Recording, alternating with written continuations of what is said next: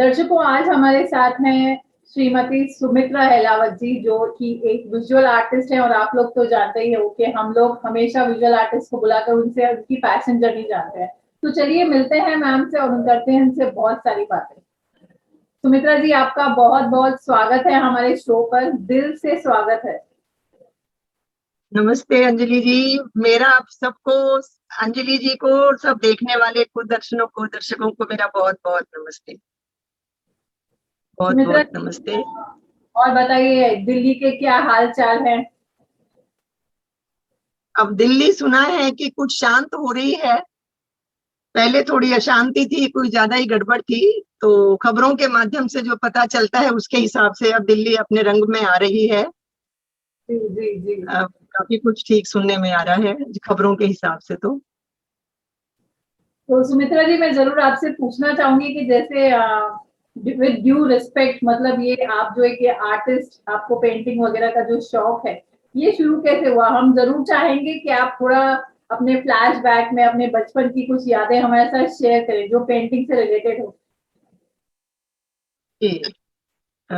मैं सुमित्रा अहलावत अभी फिलहाल में दिल्ली से हूँ। जी। और मेरा जन्म है जालना, महाराष्ट्र। ओके। क्योंकि मेरे फादर पुलिस में थे, एसपी रिटायर हुए हैं महाराष्ट्र पुलिस से। तो पैदाइश मेरी जालना महाराष्ट्र की है। और एजुकेशन औरंगाबाद, औरंगाबाद महाराष्ट्र में स्कूल और कॉलेज हुआ मेरा। ओके। तो तो औरंगाबाद में। तो आपको ये जो पैशन है बीइंग एन आर्टिस्ट, मतलब आपको पेंटिंग का पोर्ट्रेट बनाती हैं आप, तो ये पैशन कैसे शुरू हुआ? आपको कब लगा कि आपको एक विजुअल आर्टिस्ट बनकर भी काम करना है? ये एक जो मेरा शौक था, ये उसको बाय बर्थ कह सकते हैं, गॉड गिफ्ट कह सकते हैं इसे। जी हाँ। बहुत। मैं छोटी ही, मेरे को तो खैर मेरी मदर वगैरह बताए, मेरी मदर जो है वो उनसे हो सकता है खून में ही कोई जो रिश्ता होता है उससे आया हो। वो बहुत अच्छी कशीदाकारी बहुत अच्छी करती हैं। ओके। एम्ब्रॉयडरी, अभी भी मैंने उनकी जो ड्राइंग्स हैं वो पुराने जमाने के, जो इनको मोज़ेक का हम नाम देते हैं, बहुत जी जी। खूबसूरत बनाती है वो। तो ओके। स्कूल टाइम से ही जो एक आर्ट था, एक गॉड गिफ्टेड चीज है, जो स्कूल में मेरे जो सर थे औरंगाबाद महाराष्ट्र में, महाराष्ट्र हिंदी विद्यालय में, शांतिलाल बंसीलाल पवार। ओके। तो उन्होंने पहचाना कि एक जो आर्ट है वो है इनमें। और शुरू से लेडीज फिगर बनाना, बड़ी बड़ी फिगर में बनाती थी। बड़ी सी बिंदी है, उसके कान नाक में लटका लुटको के बड़ा सा एक टाइटल देना होता था मुझे। जितना जी। बड़ा ड्राइंग है से बड़ा उसका टाइटल होता था, पानी भरने वाली, फूलों वाली, फूल बेचने वाली। तो इस तरह से ड्राइंग का शौक शुरू से ही रहा। और हम्म। स्कूल टाइम में, जो हमारे टाइम में कुछ, मुझे ज्यादा तो अब ध्यान नहीं है, एक बाल विशारद ऐसी कुछ परीक्षाएं होती थी। ओके। जो, जी, सर जो हमें बाहर स्कूल से बाहर लेके जाते थे कुछ बच्चों को, तो उसमें हमेशा टॉपर रही। कभी कभी पेपर में नाम आता था तो बहुत बड़ी खुशी की बात होती थी कि आज हमारा अखबार में नाम आया। तो हो ही जाता है। जी हाँ। क्योंकि आर्ट है, उसको तारीफ तो है, वो एक संजीवनी का काम करती है। जो जी भी जी। कोई भी किसी तरह की आर्ट की तारीफ है। तो तो मैम, शुरुआत मेरी शुरू। आपको यहाँ पे इंटरप्ट करना चाहूंगी और दर्शकों, मैं आप लोगों को दिखाना चाहूंगी सुमित्रा जी का आर्ट वर्क, जिनकी शो रील हमने बनाई है। तो दर्शकों, मैं आपको जरूर ये दिखाना चाहूंगी।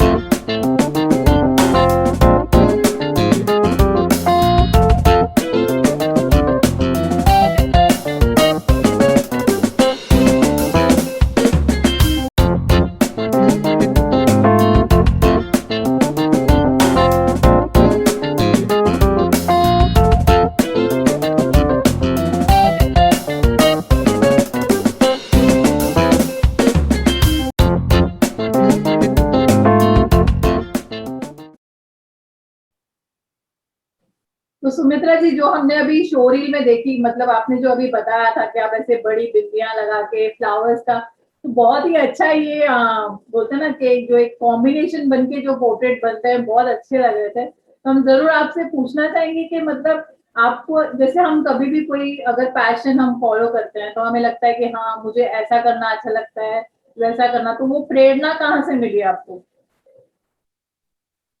वो प्रेरणा, देखिए आर्ट तो जो गॉड गिफ्ट था ही था शुरू से, हालांकि मेरी फैमिली में कोई इस साइड में नहीं था। मेरे अच्छा। फादर पुलिस में है, आर्मी में, मेरे अंकल पहलवान है, हिंद केसरी रह चुके हैं। तो इस तरह आर्ट का कोई माहौल नहीं था। हाँ, मेरी मदर जरूर आर्ट को शुरू से ही करती थी। तो एक मैं ही मेरे परिवार से जो थी वो इस लाइन में गई। 10th के बाद में मुझे आर्ट कॉलेज में मिला।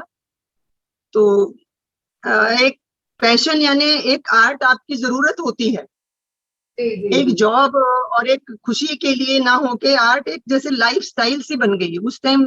मुझे नहीं पता इसका कोई हमें ज्यादा वैल्यू भी समझ में नहीं आता होगा क्या, प्रोफेशन के तौर पे हम आर्ट को नहीं देखते थे, इतनी समझ नहीं थी मेरे टाइम में। 10th के बाद में मैं आर्ट कॉलेज में आई हूँ। ओके। तो आर्ट कॉलेज में एक मेरे जो मैंने फाइन आर्ट किया तो उसमें एक फाउंडेशन और उसके बाद में 4 साल होते थे, एलिमेंट्री, इंटरमीडिएट, एडवांस और डिप्लोमा। तो उन चारों सालों में मैं रैंक होल्डर रही अपने कॉलेज में। तो वाओ। इसीलिए 1 साल मुझे फेलोशिप करने का मौका मिला सेम कॉलेज में। अच्छा। तो आर्ट की शुरुआत जो 10th का जो मेरे ट्यूशन के जो सर आते थे पढ़ाने के लिए 10th क्लास तक, तो वो सामने टेबल पर बैठते थे। हालांकि क्योंकि फादर पुलिस में थे तो थोड़ा दबदबा तो घर में था ही था। जी तो वो जी। आगे शुरू से उठते थे, वो मेरी मदर पूछती, पिताजी तो हमेशा ड्यूटी पर बाहर रहे, कभी कहीं कभी कहीं, क्योंकि उनकी तो ट्रांसफरेबल जॉब थी। तो मेरी मदर ने ही हम चारों बहन भाइयों का जिम्मेदारी थी लिखाने पढ़ाने की, सारा सब। तो जाते हुए वो टीचर कहते कि बहन जी, मेरी मदर से कहते, बहन जी एक शिकायत है थोड़ी सी। तो मदर भी शुरू से इस मामले में बड़ी स्ट्रिक्ट थी, पढ़ाई लिखाई, हालांकि मेरी मदर पढ़ी लिखी नहीं है। अच्छा। तो वो कहती, हाँ, तो कहने लगी, बहन जी वो देखो इन्होंने, मैंने मैथ के सवाल हल करने को दिए थे और क्या बनाया। माँ कॉपी देखती तो उनमें सर का कार्टून होता था, उनकी ओ, शक्ल बनाने का। तो ये एक जुनून कह लीजिए या शौक या एक तरह से पागलपन था, ये बचपन से था। और कॉलेज में आके हवा मिली उस चीज को, कॉलेज में तो फिर वो माहौल ही वैसा था। तो जी, जैसे आपने कहा कि आपने सर का भी आप कार्टून बना देते थे, बहुत सारे बच्चे बनाते होंगे आई नो। बनाते होंगे, उनकी रफ कॉपी देखनी चाहिए, उनका कॉपी का पिछला पेज तो जरूर उनके सर के कार्टून से भरा होगा। एक्चुअली। जी, हाँ, तो फिर जी, मतलब आपको डांट वगैरह पड़ती थी अच्छी खासी? अच्छी खासी पढ़ी। मदर पढ़ाई लिखाई में कभी कोई कॉम्प्रोमाइज नहीं होता था।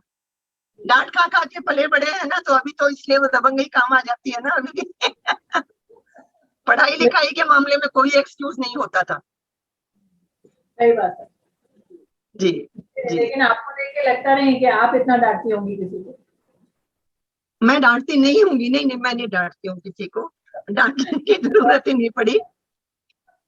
हाँ, हो सकता है नहीं, हालात के हिसाब से कुछ चेंजेस आ जाते हैं, जी जी। ये भी हो सकता है। जो समय होता है वो बड़ा परिवर्तनशील होता है। तो समय बदल देता है।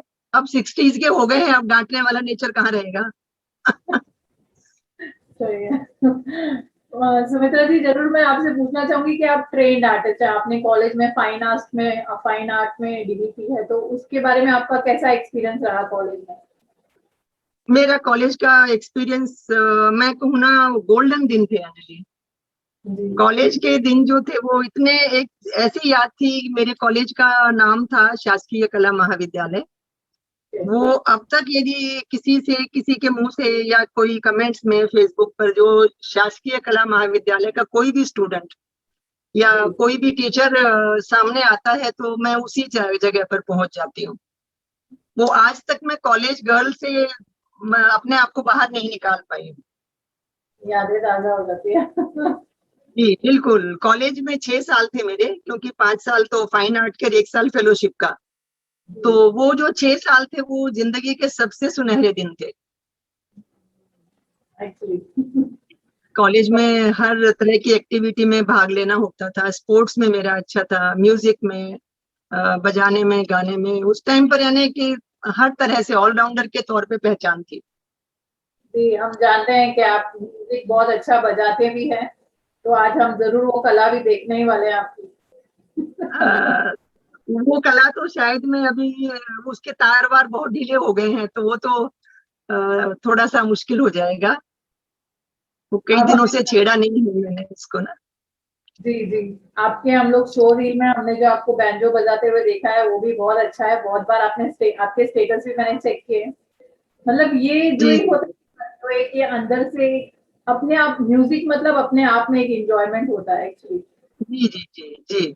ऐसा भी हो ठीक ये सुनने को। कलाएं पैदा नहीं करनी होती, ये कलाएं पैदा नहीं करनी होती, शौक। अच्छा, जहां तक मेरा ख्याल है, जो आर्टिस्ट है, जो चित्रकार है, वो म्यूजिक की तरफ या सुनना, गाना या बजाना, जी ये उससे उसका लगाव नेचुरली, कुदरती तौर पर हो जाता है, जहां तक मैंने देखा है। हाँ जी, क्योंकि एक्चुअली संगीत का तो, संगीत और कला, कला तो खैर सभी तरह की कला है, चित्रकला और जो संगीत है, उनका एक रिश्ता जरूरी है, सही बात है। एक जरूरी रिश्ता बन जाता है।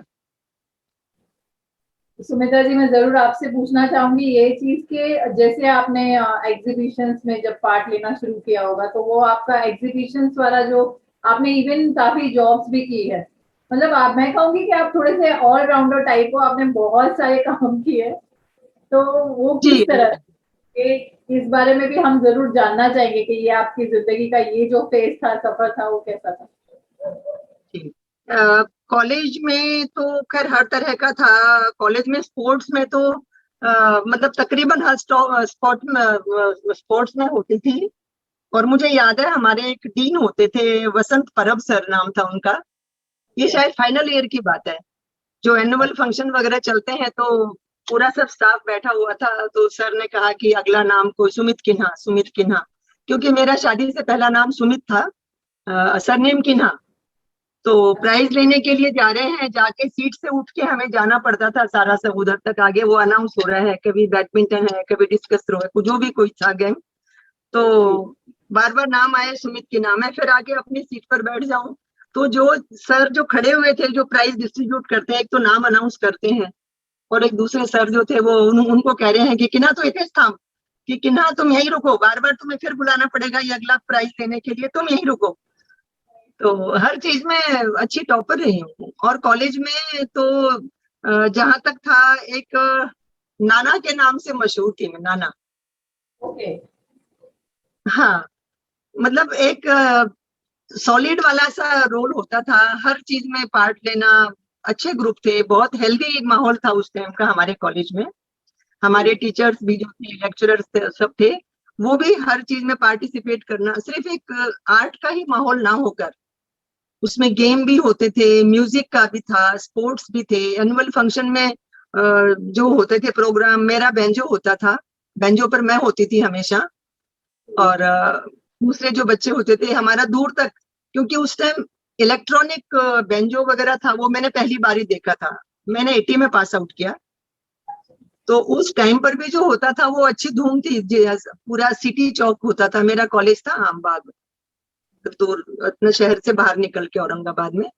तो रात का टाइम होता था, तो दूर तक आवाज जाती थी। मेरे फादर की पुलिस चौकी थी, सिटी चौक में पोस्टिंग थी मेरे फादर के। तो वहां वो अगले दिन बताते थे कि हाँ, वो बजा रही थी, वो वहां तक आवाज आ रही थी। मेरा सारा स्टाफ कह रहा था, बोले साहब आपकी बेटी की धूम देखो कहाँ तक हो रही है। तो बहुत अच्छा कॉलेज के दिन थे, वो कभी भूलने वाली नहीं है। कॉलेज ने बहुत दिया। और अब तक वो जो यादें हैं, वो बातें हैं, जो जिक्र होता है, वो वही हम फिर एज को भूल के उसी कॉलेज के टाइम में पहुंचाने के लिए वो यादें काफी होती हैं। सही बात है। ये जी तो जी। होता ही है, वो एकदम सुनहरे दिन होते हैं और हम लोग को उस वक्त बहुत टेंशन नहीं होती कि ये करना है, या हम लोग को समाज की फिक्र नहीं होती, देखा जाए तो हम नहीं अपने। होती, नहीं होती। और मुझे घर का माहौल भी ऐसे मिला ना मैडम, कि पूरा खुला आजादी, क्योंकि सैटरडे और संडे तो ऐसे होते थे। औरंगाबाद से जो केव्स हैं, हम्म, अजंता की केव्स, एलोरा, दौलताबाद का किला, बीबी का मकबरा, पानी चक्की, ये वहां हर हमेशा हर सैटरडे संडे आउटिंग का, स्केचेस या लैंडस्केप के लिए जाना ही होता था। ओके। लोग जो, गंदे नाले बहता है तो लोग वहां पर ऐसे मुंह पर हाथ लगा के निकलते थे बदबू की वजह से, और हम वहां पर पैर पसार के बैठे हैं, झोला फैला के लैंडस्केप कर रहे हैं, गंदे नाले की, कोई बदबू नहीं। और जो चीज निकलती थी वो अगले दिन हम टीचर के आगे पेश करते थे, तो जो शाबाशी और जो तारीफ मिलती थी ना, तो वो कहीं बदबू नहीं, कहीं गंदगी नहीं, कुछ नहीं, वो अलग ही शान होती थी उस बात की। बहुत काम किया हम लोगों ने। तो कॉलेज के बाद फिर आपने विजुअल आर्ट को कैसे परस्यू किया, मतलब क्या किया उसमें? मतलब होता ना, फर्क पड़ जाता है जब हमारी शादी हो जाती है, स्पेशली जो फीमेल्स होती हैं उनको, तो जी जी उसमें जी। आपको कैसे सपोर्ट रहा इन लॉज का? हाँ, नहीं, इन लॉज का मेरा पूरा सपोर्ट रहा, बहुत अच्छा सपोर्ट रहा। मेरे फादर, मेरे जो हस्बैंड थे, वो दिल्ली हेल्थ स्कीम में फार्मासिस्ट थे, विजेंद्र सिंह अहलावत जी। शादी के बाद, कॉलेज होने के बाद 1 साल फेलोशिप हुआ, तो क्योंकि हम लोग रिहायशी इधर के ही हैं, तो शादी के लिए तो इधर ही आना था। और शादी के बाद मैं जॉब किया दिल्ली दूरदर्शन में, Delhi TV. Okay. Delhi TV में एज ए ग्राफिक आर्टिस्ट, क्योंकि जैसे ही कॉलेज से पास आउट किया तो फ्रेशर्स तो थी मैं, काम की कोई कमी नहीं थी। अच्छा, और इलस्ट्रेशन पे मेरी अच्छी पकड़ थी, फिगरेटिव पे। तो उस टाइम यानी कॉलेज पे मैं जॉब पे चाहे जूनियर के बेस पे लगी हूँ, लेकिन जो काम का वर्क डिस्ट्रीब्यूशन फिगरेटिव का वगैरह, आपको शायद पता नहीं याद होगा कि नहीं, बहुत छोटी होंगी आप उस टाइम। उस टाइम जो कैप्शन लिखे आते थे दिल्ली दूरदर्शन और यूडी के उपग्रह दूरदर्शन केंद्र मंडी हाउस सुना दिल्ली हुआ है। में, हाँ, कलाकारों का अड्डा है मंडी हाउस, यानी ललित कला वगैरह से। वो सुना तो है। वहाँ ग्राफिक आर्टिस्ट के तौर पे मेरी पोस्टिंग हुई थी, और वहां सब वो कैप्शन होते थे और इलस्ट्रेशंस होते थे बनाने के, सारे कहानी आती थी तेनालीरामा की, अकबर बीरबल की, या बच्चों की जो भी। उसमें एक हमें लाइनों का टेस्ट दे के उस पे इलस्ट्रेशंस बनाने होते थे, तो वो ओके। सारे मेरे होते अच्छा। दिल्ली टीवी में। हाँ जी, मेरे इलस्ट्रेशन होते थे। और अपना कॉलेज से निकलते ही जो सबसे बड़ा असाइनमेंट हुआ, शादी के पहले, कॉलेज के बाद और शादी के पहले, राज राइफल रेस्ट सेंटर है दिल्ली में, cantt area, okay. Rajputana rifle regimental centre. तो वहां मैंने उस टाइम ऑयल पेंटिंग किए हैं, अच्छा। Oil canvas.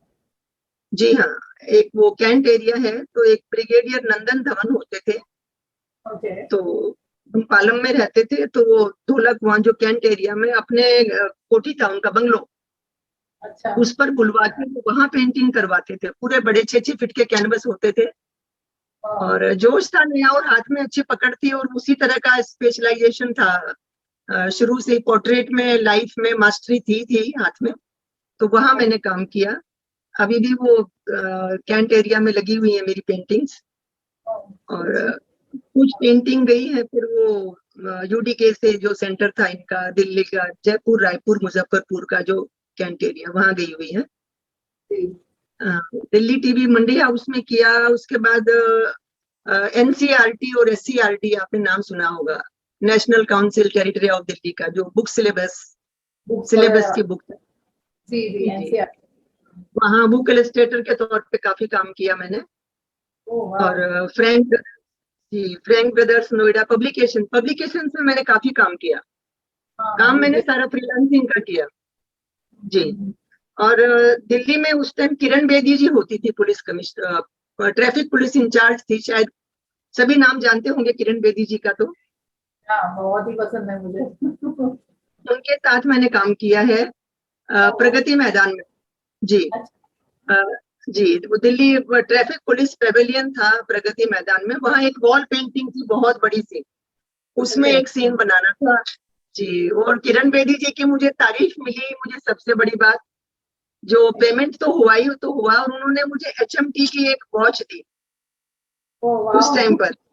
वो अपनी तरफ से उनका मुझे टोकन था, जो कि एक बेहतरीन यादगार थी। हाँ, actually she is a great काम लेडी। मैंने बहुत ऐसी दबंग लेडी थी वो, बहुत ही ज्यादा दबंग, यानी अभी भी है अपने आप में पूरी, एक रोल मॉडल की तरह है वो। जी जी। उनके साथ काम करने का अनुभव अच्छा रहा। फिर एशियाड विलेज थे इधर, देशियाड विलेज में जो स्टेडियम थे उनका इलस्ट्रेशन का काम मुझे मिला था। ओके। जी। तो मैं जरूर पूछूंगी, जैसे होता है ना कि जो एक हम लोग सिर्फ कहानियां पढ़ना सुनना, लेकिन उस चीज को जीना, जैसे आपने बहुत सारे अप्स एंड डाउन भी देखे होंगे लाइफ में, आपको सबने देखे होते हैं, लेकिन जो एक एक्सपीरियंस लेना होता है, जो आपसे प्रेरणा मिलती है बहुत जनों को, लाइक जैसे कहा कि आप अभी 60s में हो, लेकिन आपने बहुत सारे अप्स एंड डाउन देखे होंगे, तो कभी ऐसा हुआ है कि आपको लगे नहीं मुझे नहीं करना है पोर्ट्रेट, मुझे कुछ और करना है, ऐसा कभी डिप्रेशन टाइप हुआ लाइफ में? बिल्कुल होता है अंजलि जी, आपने सही कहा। सब जो टाइम है वो ऐसा नहीं है, सॉरी, टाइम ऐसा नहीं रहता, और आपके हालात, आपके मूड भी को चेंज करने के लिए हालात जिम्मेदार होते हैं। जी जी। आपका पैशन कुछ भी हो, जुनून कुछ भी हो, लेकिन वो टाइम के हिसाब से, जरूरत के हिसाब से बदलता है। ये जो आर्ट से निकल के और आर्ट की लाइन तक आना, शादी के बाद भी मेरी 2 बेटियां हैं मेरी, और उनके साथ में भी करते हुए, क्योंकि मैं गवर्नमेंट जॉब इसलिए नहीं कर पाई ना उस टाइम, पूरा आर्ट को मैं ना जो कंपनसेट ग्राउंड पे मैं लगी बाद में, मैं फ्रीलांसिंग के तौर पे बहुत अच्छा काम था मेरा, पैसा भी बहुत अच्छा था उसमें, बहुत अच्छा पैसा मिलता था सारा सब। और फिर यही है कि सब कुछ आपके हिसाब से नहीं चलता, सही बात है। तो सब कुछ मैम, आपके हिसाब से नहीं होता। हाँ वही, मतलब मैं तभी कह रही हूँ ना कि आप लोगों से, मतलब हम लोगों में आजकल मैं कहूँ तो इतना पेशेंस नहीं है, हम बहुत गुस्सा हो जाते हैं, अपसेट हो जाते हैं। आपने तो सुना होगा बहुत जने सुसाइड भी कर लेते हैं थोड़ी भी अप्स एंड जी जी डाउन से। जी। तो उन लोगों से आप क्या कहना चाहेंगे? होता है कि डिप्रेशन आ जाए तो हमें कैसे अपने अपने डिप्रेशन, क्योंकि आर्ट में हम कहते हैं कि एक क्रिएटिविटी चाहिए वगैरह चाहिए, मगर फिर भी कहीं ना कहीं पैसे भी बहुत मैटर करते हैं, पेंटिंग सेल नहीं होती है कभी कभी, और कभी कभी मतलब हम जो डिजर्व करते हैं वो नहीं मिलता। तो उस चीज को कैसे हैंडल करना चाहिए एक आर्टिस्ट में? नहीं, आर्टिस्ट तो देखिए, यदि आर्ट से लगाव है तो आपको इन चीजों में एक बहुत बड़ी मुसीबत से भी आर्ट आपको बाहर निकालने का एक जरिया हो जाता है। एक्चुअली। वो आपकी चॉइस अलग बात है, हो सकता है आपको डांस में रुचि है तो आप कितने भी डिप्रेशन में होंगे, कितने भी होंगे, 2-3 स्टेप आप लीजिए, 2-3 मुद्राएं बना लीजिए, आप कुछ ध्यान में बैठ जाइए, उससे आपको मिलेगा। जैसे हमारा है, दिन भर कितना भी थकान हो, कहीं भी जाना आना हो, देखो ये जो जिंदगी है ना, ये बहुत नीची ऊंची खाइयों पे कहाँ कहाँ से आपको टाप के गुजर के सब आना पड़ता है ना, तो एक थोड़ा सा भी जो सहारा मिल जाता होता है ना, तो वो आपके लिए बहुत जरूरी है। अब सही। मेरे लिए आर्ट है, मैं कुछ भी, कितनी भी थकान है, कुछ भी है, बहुत लंबा सफर तय किया है, तो उसमें जब तक एक टेबल का मेरा ये कोना होता है, मैं वहां पर बैठ के, चाहे मैं आंखें बंद करके बैठ जाती हूँ, हाथ में पेंसिल रबर, मेरे टेबल पे हमेशा ये पेपर वगैरह हमेशा फैले होंगे, और एक पेन पेंसिल होगा, चाहे मैं 2 लाइन लिखूं, 2 लाइन लिखूं या मैं 2 लाइन का स्केच बनाऊं, तो मुझे बड़ा रिलैक्स मिलता है। आर्ट आपको इन चीजों से निकालने के लिए सक्षम है। संगीत है, संगीत में वो इतनी ताकत है, आप आंखें बंद करके बैठ जाइए, धुन लगा के, वो दूसरी दुनिया में ले जाती है आपको, बशर्ते कि आप उसमें इन्वॉल्व होना चाहें, ये आप पर है। तो आप क्या कहेंगी, मतलब आजकल लोग मॉडर्न आर्ट कर रहे हैं, टैप पेंटिंग कर रहे हैं, तो क्या टैप पेंटिंग और हाथ की पेंटिंग में, मतलब हाथ से पेंट करने हुआ दिखने में एक अलग मजा दिखता है, टैप पेंटिंग, मतलब आपका इस बारे में क्या पॉइंट ऑफ व्यू है? देखिए अंजलि जी, ये है कि टैप पेंटिंग तो हमारे टाइम में थी भी नहीं, और हमें कुछ इसका आइडिया भी नहीं, लेकिन जो हमारे समय में क्या होता था, जो कि एक पहली कंडीशन होती थी, मेरे जी। कॉलेज का मैं बता रही हूँ, हमारे समय में, कि आप क्लास में आओगे उसके पहले पिछले दिन किए हुए 15-20 स्केचेस या 2 या 3 लैंडस्केप, वो आप टीचर को हमें दिखाओगे, उसके बाद में अगले असाइनमेंट के लिए, चाहे पोर्ट्रेट, लाइफ कंपोजिशन, कुछ भी होगा, उसके लिए आपको तैयारी के लिए करना होता था। पहले पहला होमवर्क आपको दिखाना, जैसे स्कूलों में आजकल है, अब तो ये बहुत चीजें कम हो गई हैं। मेरे समय में था कि इलस्ट्रेशन हमने जाके दिखाना होता था, फिगर ड्राइंग का, इसका, कहीं वो हॉस्पिटल में जाते थे, कहीं बस अड्डा पे स्टेशन, जहां गंद होता था वहां हम लोग होते थे, और लोगों में क्यूरियोसिटी भी होती है, वो सब जमघट बना के बैठना, कोई जो है कि कोई पसंद भी ना करे कि ये पता नहीं क्यों हमारा क्या कर रही है, क्या ऐसे सभी तरह के हालात। और उस टाइम तो 40 साल पहले की बात है। जी।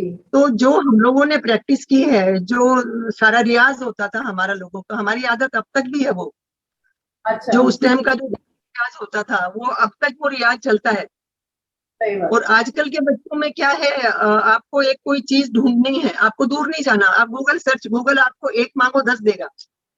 अच्छा। आप एक चीज ढूंढेंगे, एक चीज कोई ढूंढेंगे, किसी तरह का मालूम करना है आपको, तो गूगल पे आप जाते हैं। बच्चे आजकल सब, तो उनको इतना मेहनत करने की जरूरत ही नहीं रही। आर्टिस्ट है वो, टैब हम लोग उसको कहाँ एक फिगर बनाएंगे, आंख नाक कान बनाते हैं उसमें करके, इतने के बजाय वो गूगल से, वो क्या टैब से जो मर्जी आप स्टाइल कर लो। वो टैब के वर्क में और ऑयल पेंटिंग में आप फर्क करना मुश्किल है। सही आप बात। टैब में वो 4 घंटे में वो पेंटिंग बना लोगे, जो हमें आर्टिस्ट को 4 से 6 दिन लग जाते हैं। सही बात है। लेकिन लेकिन मेरे ख्याल से जो खूबी, फीलिंग्स वो जी नहीं आवाज, आएंगी। मैंने कहा जी हाँ फीलिंग्स। जी, जी जी जी जी, फीलिंग्स वो नहीं आएंगे। और जो आप उस गहराई में जाते हो ना किसी चीज की, जी। वो गहराई आपको टैब में नहीं मिलेगी। हो सकता है उनका तरीका अलग हो, टैब वालों का भी, जो थ्रू प्रॉपर चैनल के हिसाब से चलते हो स्टेप बाय स्टेप, तो हो सकता है वो वहां तक भी उस गहराई में जाते भी हो। मुझे उसका कुछ एक्सपीरियंस नहीं है। हाँ, हमारे टाइम के काम में था। मेरे टाइम में मैंने ऑयल पेंटिंग ज्यादा की, क्योंकि ओके। चलता ही था, ऑयल पेंटिंग होता था। अब ये एक्रेलिक वगैरह, एक्रेलिक तो मेरे को अभी आज तक नहीं जमा। आज तक मैं एक्रेलिक में इतने कंफर्टेबल नहीं हूँ जितना ऑयल कलर में हूँ। जी हाँ, एक्रेलिक भी है, लेकिन एक्रेलिक मेरे को नहीं इतना जमता है। मैम मैं आपसे जरूर चाहूंगी कि हमारे जो आर्टिस्ट हमारा ये जो शो देखते हैं, तो उनको कुछ आप अपना, आपका इतना एक्सपीरियंस है तो आप कुछ आर्ट टिप देना चाहेंगी? आर्ट टिप मैं मेरे हिसाब से दे सकती हूँ, उनका विचार अपना अलग होगा। देखो, हर एक आर्टिस्ट का अपना नजरिया है। जी जी। उनका नजरिया किस बात के बारे में होगा। मेरा तो आर्ट टिप सबसे पहली बात है कि जो आप करते हो, जो मैं करती हूँ, मैं उसके हिसाब से बताती हूँ। वो आगे कैनवास लगा लिया है, पेपर लगा लिया है, उसमें ये मत सोचो क्या बनाना है। मैं पहले उसकी तैयारी करके मैं जाऊंगी तो वो चीज मेरे से बनती नहीं है। आप सही पहले बात। सोचिए मत, आप पहले उसको कर दीजिए। आप जैसे ही एक ब्रश या पेन या कुछ करना शुरू करेंगे ना, वो आगे आगे आपको आकृति मिलती चली जाती है। एक्चुअली। और सबसे बड़ी बात, आप शुरू में हैं, सबसे आप कितने ही बड़े आर्टिस्ट हो जाते हैं, वैसे तो आर्ट में कोई छोटा बड़ा नहीं होता, कोई नौसिखिया और कोई एक्सपर्ट हो जाते हैं। तो एक तो अपना रियाज मत छोड़िए आप, सही बात। रियाज मत छोड़िए। और रियाज तो एक ऐसी, जैसे म्यूजिक है, म्यूजिक में आर्ट कितना भी जो संगीतज्ञ बन जाते हैं, लेकिन उनका सुबह का जो रियाज है वो मस्ट होता है। वो मैं कहती हूँ कि इस कला में भी होना चाहिए, आर्ट में भी होना चाहिए आपका। जो बहुत सोच समझ के या तैयारी करके ये करके, कई बार क्या होता है, कैनवस लगा हुआ है, 4 दिन हो गए लगे हुए, लेकिन क्या बनाए वो समझ में नहीं आता। ये सिचुएशन होती है, अच्छा। मेरे साथ भी होती है। अब वो क्या बनाऊं के चक्कर में वो जो चीज बनेगी वो आर्टिफिशियल सी बन जाती है फिर। हाँ, वो क्योंकि ज्यादा। मासूमियत और वो, जी जी, वो मासूमियत नहीं रहेगी उस चीज में। एक जो कहते हैं ना कि बनावटी सा आ जाता है, फ्रेशनेस नहीं रहता। फ्रेशनेस रहेगा, कैनवस लगा रखा है और आप आए हैं, और ब्रश या कलर जो भी लेके आप एक फ्लो में शुरू कर दीजिए उसको, तो जो उसकी खूबसूरती निकलेगी उसकी बात ही अलग होगी। वो बनेगा जरूर, अच्छा बनेगा। क्योंकि देखो, एक लाइन आप करके, एक लाइन आर्टिस्ट खींचता है, तो उसके आसपास में क्या है, ये उसके दिमाग में जो क्रिएशंस होते हैं वो पैदा होने शुरू हो जाते हैं। जी जी। एक्चुअली। अभी मैंने कल या परसों मेरा लाइव का उन्होंने डेमोन्स्ट्रेशन देने के लिए मुझे कई लोगों ने बोला कि जो आप काम करते हैं, अब मुझे पता नहीं, आपने देखा नहीं होगा शायद, कि मैडम एक आप लाइव डेमोन्स्ट्रेशन दे दीजिए। ओके। तो मैंने कहा लाइव चलो दे देते हैं, क्योंकि काम तो मुझे रोज करना होता है। अब ये तो मतलब लगा लिया सारा सब, तो मेरे फ्रेंड्स या वो मेरे साथ के बच्चे कहने लगे कि आप क्या बनाओगे जो लाइव डेमोन्स्ट्रेशन देना है। मैंने कहा अभी तो कुछ भी नहीं पता मैं क्या बनाऊंगी। तो कहने लगे नहीं, सब देखेंगे, लाइव होगे तो आपके तो सब फेसबुक वगैरह पे। मैंने कहा जो मैं बनाऊंगी वो बनता चला जाएगा। वो पेपर लगाया है सबके आगे, क्या 40-45 मिनट में बहुत अच्छा स्केच, ये स्केच था, Okay. ये स्केच बना। अच्छा, नाइस, ब्यूटीफुल।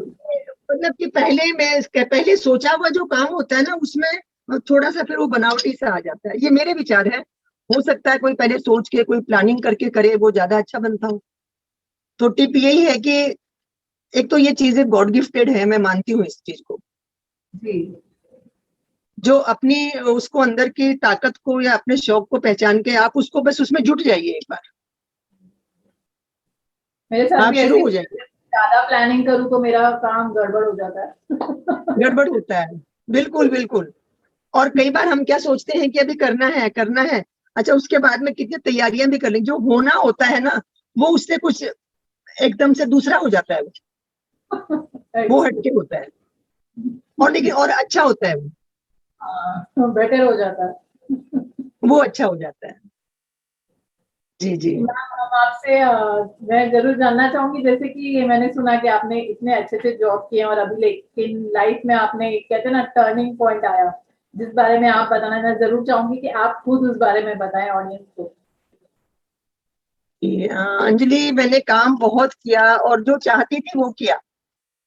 जी। कॉलेज से निकल के मतलब कॉलेज में एक तरह की अच्छी धूम हुआ करती थी, नाम की सब जानते थे, अच्छी पहचान थी। और किस्मत से अच्छा, मुझे जो कहते हैं घर वर भी मुझे अच्छा मिला, पूरा साथ था मेरे ससुराल का, मेरे हस्बैंड का सारा। 2 बेटियां मेरे पास थी, बहुत ही प्यारी बच्चियां। और कहते हैं ना जो होनी होती है वो सारा। मैं उस टाइम पर जॉब करती थी, फ्रीलांसिंग में होता था काम मेरा। 15-20 दिन का एनसीईआरटी से गए, डमी लेके आ गए। ऑर्डर वर्क बहुत मिलते थे, पोर्ट्रेट अच्छा। के, इसके उसके। एक रूम मेरा अपना था, वो आर्ट से भरा हुआ था, मतलब अपनी दुनिया थी मेरी, बच्चे हस्बैंड सारा। बस बस वही होने वाली बात हो गई। 30 सितंबर 1997 ओके। को रोड एक्सीडेंट हुआ। मैं भी साथ थी, मेरे हस्बैंड भी थे। और अच्छा। पीछे से जो पानी का टैंकर, पानी वाला टैंकर जो बोलते हैं, उसने टक्कर मारी है। और वहां मेरा सब कुछ खत्म हो गया। तो साथ में।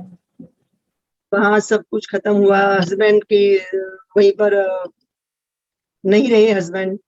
और मेरी भी हालत ऐसी थी कि हॉस्पिटल में एज ए डेड बॉडी करके दोनों को डाल दिया था। ओके।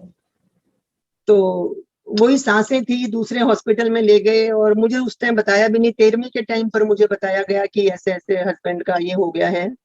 उससे पहले मुझे नहीं बताया था, क्योंकि काफी परेशानियां थी। बेटी मेरी बड़ी बेटी भी 11-12 साल की थी, छोटी बेटी मेरी 6 साल की थी। अच्छा।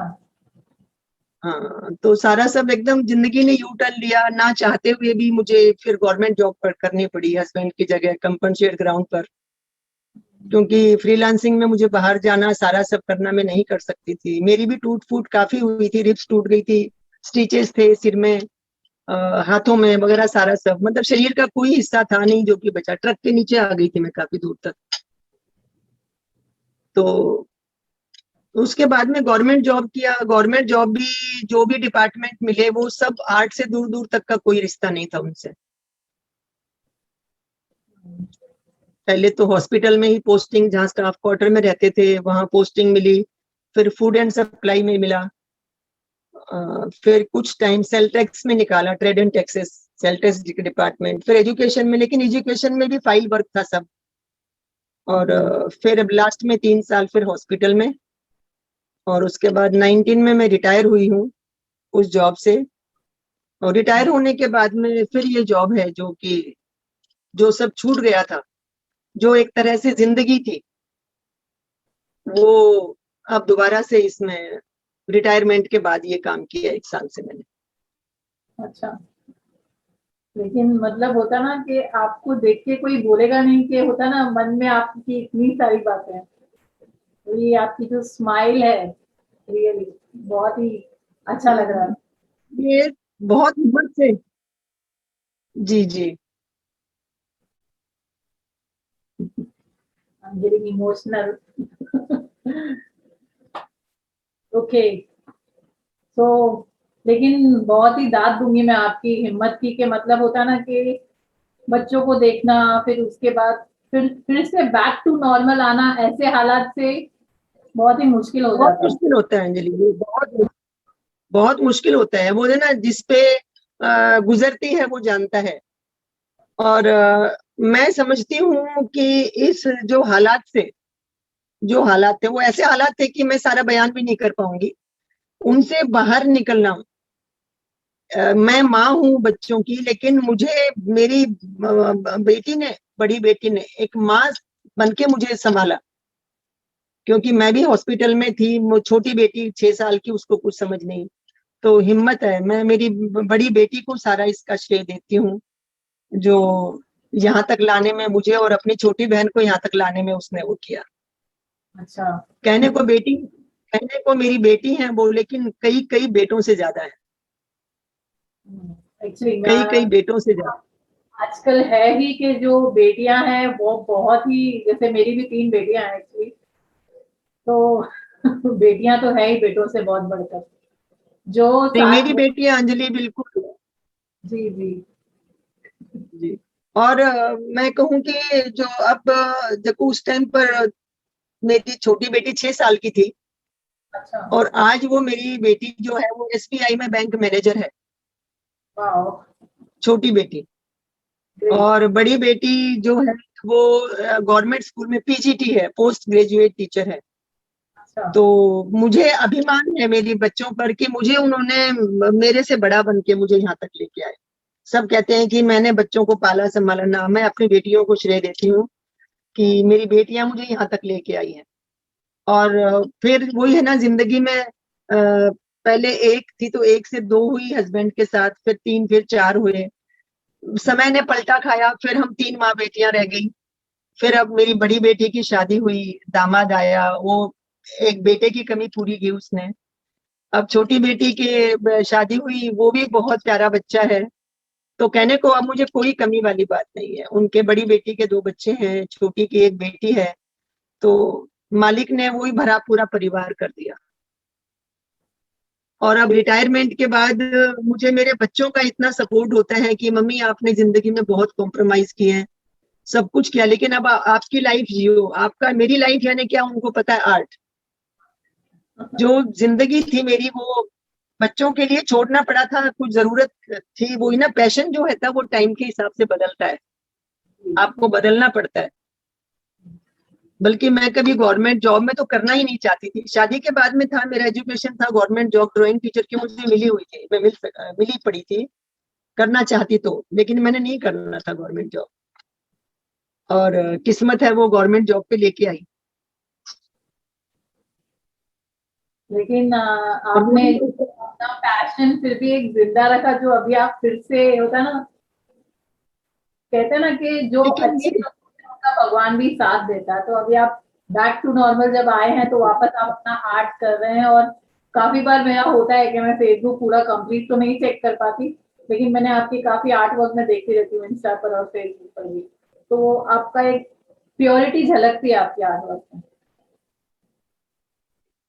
यही है अंजलि, जो आपका आर्ट है ना, वो कहते हैं ना कि कितनी भी धूल जम जाए, कितनी भी अंदर, लेकिन जो चिंगारी है ना, उसको थोड़ी सी हवा की जरूरत होती है। जी। जो आपके अंदर आर्ट है उसकी चिंगारी को थोड़ी सी हवा की जरूरत है, वो शोला बनते देर नहीं लगाती, सही बात है। वो शोला बनेगी ही बनेगी।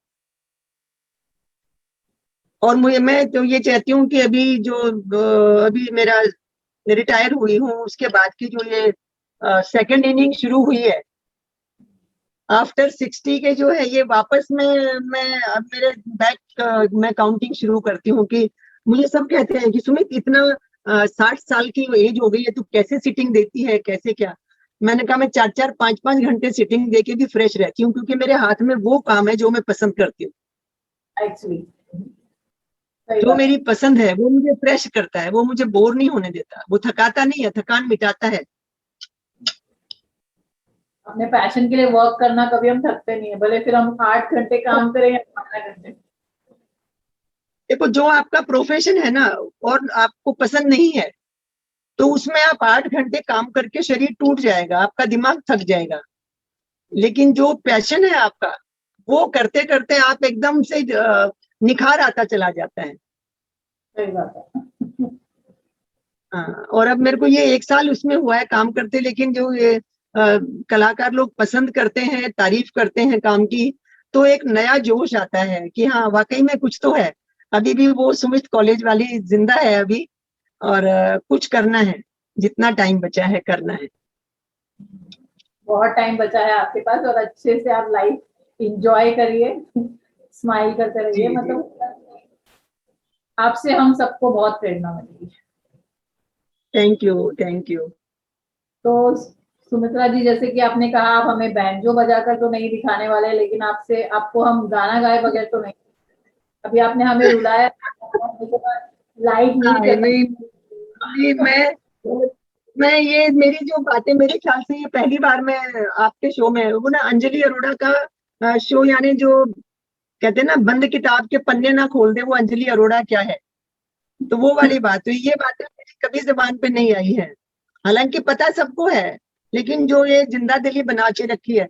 देखो बच्चे उस टाइम मेरे इतने छोटे थे ना, उनके आगे देख के मैं यदि जी कच्चा करती तो मेरी दोनों बेटियों का जी कच्चा होता। मेरी दोनों बेटियां मुझसे छुपाती थी कि हम परेशान होंगे तो मम्मी को परेशानी होगी। तो सही बात। ऐसे करके हम लोगों ने समय एक दूसरे को संभाल के निकाला। सही। बहुत मैं हिम्मत करनी पड़ती है आपके। जी जी बोलिए। हाँ, मतलब आपके दिल में कुछ है और उसको छुपा के आप कुछ और बन के पेश आ रहे हो, बहुत हिम्मत चाहिए होती है। तो मैं आपके लिए एक गाना गाना चाहूंगी। मतलब ये मेरा फेवरेट गाना है एक्चुअली।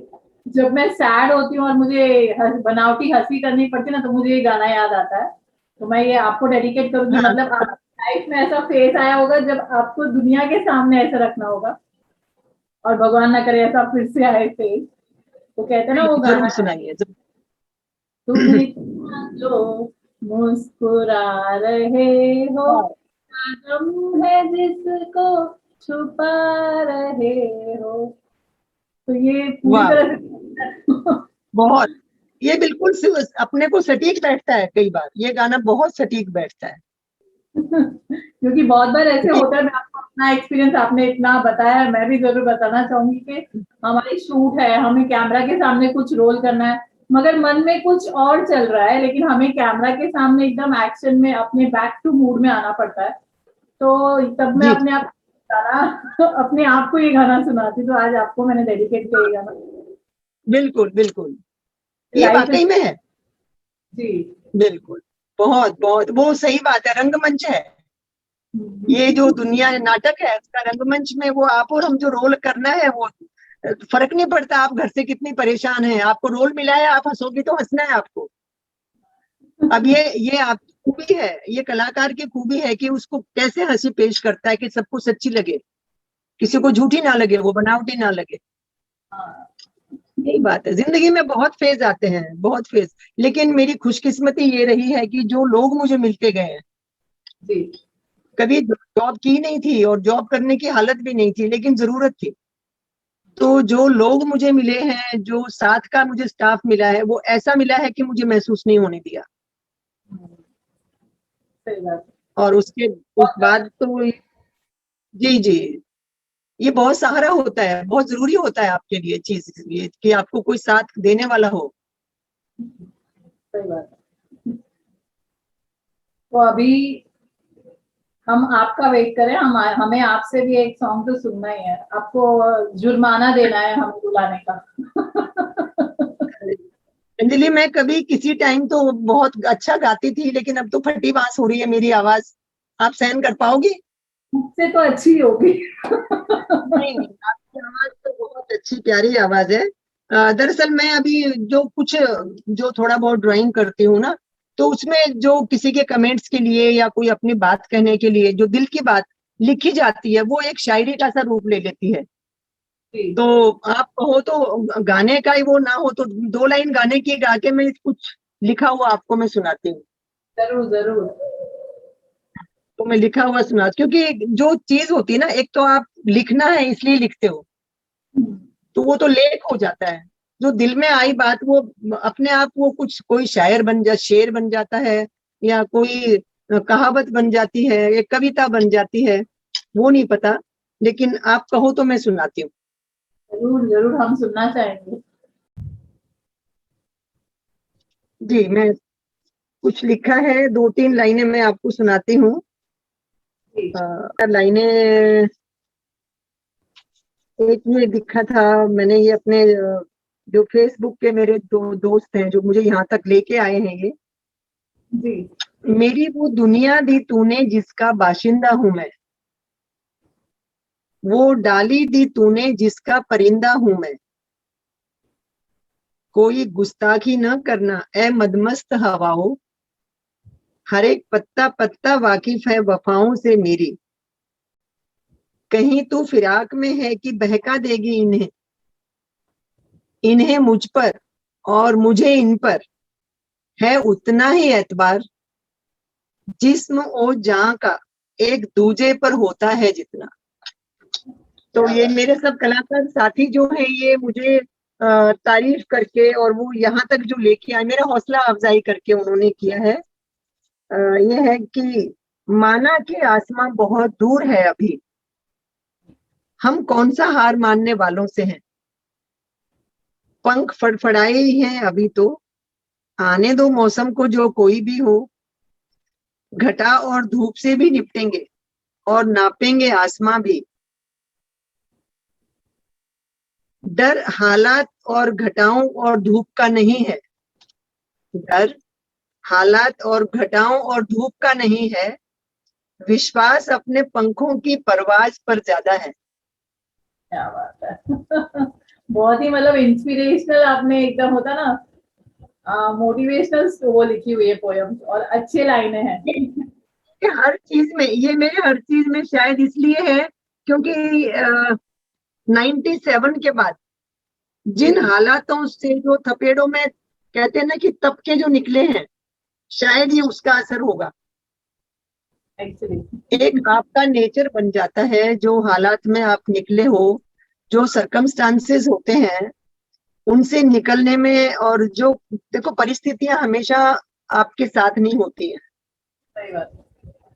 आपके विपरीत परिस्थिति को आपको जब आपके प्रतिकूल परिस्थिति को अनुकूल बनाते हो तो बहुत कुछ आपको अपने में बदलाव लाना पड़ता है। सही बात है एक्चुअली। और बात सिर्फ आपकी नहीं है, आपके साथ बच्चे हैं, खासकर बेटियां, सही बात। उनको यहाँ तक स्ट्रॉन्ग बनाना, तो उसके लिए आपको पहले मजबूत बनना पड़ेगा। तो वो एक नेचर बन गया। नेचर तो शुरू से ही खैर बोल्ड में रही हूँ शुरू से ही, क्योंकि पुलिस वगैरह में भी काम किया है, रोड सेफ्टी पेट्रोल 2 साल उसमें किया, और माहौल घर का ऐसा था, कोई बंदिश नहीं, कोई कुछ नहीं, तो अच्छे उसमें पले बड़े हैं, तो वो नेचर भी आपका बहुत मायने रखता है। हाँ सही मायने बात। रखता आपने तो ये बहुत अच्छी लाइनें लिखी है, लेकिन हम जरूर आपसे एक, भले ही आप एक लाइन गाएं लेकिन आप कुछ गाएं, हम चाहते हैं। है। मैं आवाज तो मेरी जो हो गई है वो आपके आगे ही है, फटाबाज हो रही है, लेकिन मेरा एक कॉलेज के समय से मेरा ही एक बहुत पसंद का गाना था, उसमें एक लाइन सुनाती हूँ आपको, एक ही लाइन सुनाऊंगी, और आशा करती हूँ आप पहचान लेंगे वो गाना कि ये वही गाना होगा। न तुम हमें जानो, न हम तुम्हें जाने, मगर लगता है कुछ ऐसा, मेरा हमदम मिल गया, न तुम हमें जानो, न हम तुम्हें जाने, मगर लगता है कुछ ऐसा, हमदम मिल गया। बस ज्यादा मेरा आवाज थोड़ी सी ये हो रही है, लेकिन ये गाना मुझे बहुत ही पसंद है, बहुत ज्यादा पसंद है। लाइनें बहुत अच्छी है actually. Thank you. Sumitra ji, मैं कहना चाहूंगी कि आज आपसे बात करके हम लोगों को बहुत ही अच्छा लगा, एंड आई एम श्योर हमारी ऑडियंस ने भी बहुत, बोलते ना, आपके बारे में जो भी सुना उनको भी लगा होगा कि हाँ, बहुत बार ऐसे होता है, लोगों को लगता है सब टेंशन मेरे साथ ही है। जी, बहुत जनों को होता ऐसे है। लगता है, लेकिन जब दुनिया अपने में हैं, जी जी, अपना दुख सबसे ज्यादा लगता है, लेकिन दूसरे का देखो तो पता चलता है कि वो है ना कि दुनिया में वो है मेरा दुख सबसे कम है, ऐसा कुछ है, गाना भी है। दुनिया में बहुत गम है, मेरा गम सबसे कम है। सबसे कम है। औरों का दुख देखा तो मैं अपना गम भूल गया, ऐसा कुछ। हाँ। मिर्जा जी, जरूर मैं आपसे पूछना चाहूंगी, जैसे कि आपकी और मेरी काफी, कहा जाए तो महीनों से बात हो रही है, तो आपको फाइनली हमारे शो पर आकर कैसा लगा? मुझे, मैं ये जो कहते हैं ना, एक जो ख्वाब था जो पूरा हुआ, थैंक यू सो जो मच। एक ख्वाब था अंजलि अरोड़ा से मिलने का, वो पूरा हुआ। और अंजलि, आपका जो शो है, मैं उसके बारे में एक बात कहना चाहती हूँ कि कहते हैं ना, कुछ जो चीजें हैं जो कि आप जो हो, जो आप हो, जो मैं हूँ, वो कई बार हमें खुद को भी नहीं पता होता है हम क्या है। जी। क्योंकि जिम्मेदारियां और सारा सब निभाते निभाते हम इस टाइप के एक फॉर्मल से बन जाते हैं ना, अपने आप को सच्चाई से हम खुद के वाकिफ भी नहीं हो पाते। बनावटी तो बन जाते। अंजलि अंजलि अरोड़ा का शो जो है, वो अंजलि जो है वो है ना, बंद किताब के पन्ने तो खुलवा ही लेती है, लेकिन वो आर्टिस्ट के अपने आप से भी एक पहचान करा देती है कि वो क्या है। और बहुत अच्छा लगा एक आपके शो से, जो मेरे में एक जो कहते हैं ना कि हिम्मत और आई, कि अपने आप को जैसे खुली किताब की तरह रखकर आने वाले हर चीज का जो एक मुकाबला करने की और जो ताकत मिलती है, वो पॉजिटिविटी, एक जो कहते हैं ना कि एंटीबॉडी जी। बनती है आपके शो पर आकर। आपके शो एक ऑक्सीजन का, एंटीबॉडी का, जो कहते हैं ना भरपूर स्रोत, वो लगा मुझे अंजलि अरोड़ा का show. Thank you so much. और आपके शो में आना, यानी मुझे लगता है कि जो जानता है इस शो को, शायद तकरीबन जो हर बड़ा आर्टिस्ट है या सेलिब्रिटी है, वो वाकिफ है बिल्कुल आपके नाम से। और मेरे को बहुत अच्छा लगा। सही देखी जाए तो मुझे अब तक विश्वास भी नहीं हो रहा है कि मैं इस आपके शो में आपके साथ हूँ। बहुत अच्छा लगा मुझे। एक ये आप, पॉजिटिविटी है। ये आपका बड़प्पन है। लेकिन ये है कि मेरी हमेशा कोशिश रहती है कि जैसे कहते हैं ना कि एक दोस्त से बात करके जब मन हल्का होता है, मैं कोशिश करती हूँ जी हर किसी मेरे शो पे मेरे गेस्ट को ऐसा ही फील हो कि उनका मन हल्का हो गया और एक नया एक ताजगी मिल जाए। ताजगी मिलती है। और उस वो जिसके वजह से मन हल्का हुआ है, उसके प्रति आपका दिल अंदर से दुआओं से एक दुआएं निकले हैं उसके लिए। कि सबसे बड़ा बोझ जो होता है ना, वो सिर का बोझ नहीं होता, दिल का बोझ होता है। जी, सही बात है। ये बोझ बहुत ज्यादा बोझ होता है, और वो बोझ हल्का होना यानी आपको जिंदगी में और आगे बढ़ने के लिए खुली हवा मिलना, खुली हवा में सांस मिलना। तो आपके शो ने वही काम किया है, और आगे आगे बहुत ही अच्छा फले फूले आपका ये शो। अपने आप को प्रेजेंट करने का, देखो कला जो होती है ना आपके पास, उसको तो कला को पेश करने के लिए बहुत मंच होते हैं। जी। ऑनलाइन एग्जीबिशन है, ऑफलाइन है, कंपटीशन है, सब कुछ है। लेकिन एक जो कलाकार, जो खुद कलाकार है, कलाकार को भी पेश करने का, अपने आप को समझने का जो एक मंच होता है, वो अंजलि अरोड़ा का है। Thank you so much. Thank you so much. आज मुझे भी आपसे मिलकर काफी खुशी हुई, और जैसे ही मुझे पता चला कि आज आप फ्री हैं, तो मैंने इसलिए पहले आपका शेड्यूल किया, बिकॉज हमारा ये काफी टाइम से हाँ ना के बीच में हो रहा था, and I was very excited मुझे भी आपसे बात करने की। जी जी जी, बहुत थैंक मेरे लिए भी ये सौभाग्य की बात है। अच्छा लगा। नमस्कार। बहुत बहुत यू नमस्कार। So much. Thank you. Welcome welcome. तो दोस्तों, ये थी सुमित्रा जी, और आपने देखा कि इनका जो एक होता है ना, एक अलग ही ऑरा होता है, पॉजिटिव ऑरा होता है उनका, जिनका एक लाइफ एक्सपीरियंस होता है, and they never give up. वो एक मेन मैसेज होता है उनकी लाइफ के एक्सपीरियंस से, जो हमें इनकी पैशन जर्नी से सुनने को मिला। और जब भी आपको डिप्रेशन लगे तो बाहर निकलिए, और ये जरूर आप महसूस करेंगे, जैसे कि ये गाने में कहा गया है, दुनिया में कितना गम है, मेरा गम कितना कम है। जी हाँ, लाइफ में बहुत जनों को बहुत सारी टेंशन है, सिर्फ आपको ही नहीं है। इसलिए बस उसका एक ही उपाय है, एक ही स्ट्रेस फ्री ऑप्शन है, दैट इज कीप स्माइलिंग। जी हाँ, जितना आप स्माइल करेंगे, जितना पॉजिटिव रहेंगे, उतना ही आपको मिलेगा motivation and good good thoughts आएंगे, तो अपने आप अच्छे काम बढ़ेंगे। तो चलिए लेती हूँ मैं आपसे विदा, फिर मिलेंगे हम अगले हफ्ते किसी और पैशनेट गेस्ट के साथ और करेंगे बातें उनकी जिनकी क्या बात है, और कहाँ आना है ये तो आप जानते ही हैं, वीडियो शॉर्ट एंटरटेनमेंट के पेज पर जहाँ होती है बातें उनकी जिनकी क्या बात है। और हाँ, हमारे चैनल को सब्सक्राइब करना मत भूलिए। जैसे कि आप जानते हैं हमारा चैनल नया नया है, मगर हमने बहुत सारी प्लानिंग की है आपको एंटरटेनमेंट एंटरटेनमेंट और बहुत सारा एंटरटेनमेंट देने की।